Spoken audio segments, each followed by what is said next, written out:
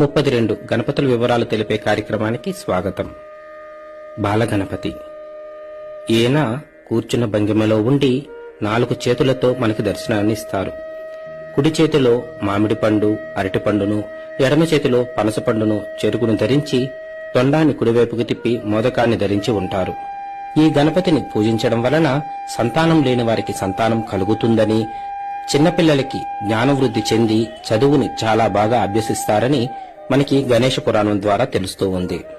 అలాగే బుద్ధిమాంద్యం ఉన్న పిల్లల కోసం, చెప్పిన మాట వినకుండా మొండిగా ఉన్న పిల్లల కోసం వారి యొక్క తల్లిదండ్రులు ఈ గణపతిని పూజిస్తారు. బాలగణపతిని ఉదయం పూట పూజిస్తారు. ఈయన యొక్క మంత్రము కరస్థ కదలీ చూత పనపేక్షుక మోదకం బాలసూర్య నిభం వందే దేవం బాలగణాధిపం. ఈ మంత్రాన్ని చదువుతూ స్వామివారికి మోదకాలను సమర్పించి వాటిని ప్రసాదంగా తీసుకుంటే మనకి స్వామి యొక్క పూర్తి ఫలితాన్ని మనం అందుకోగలము.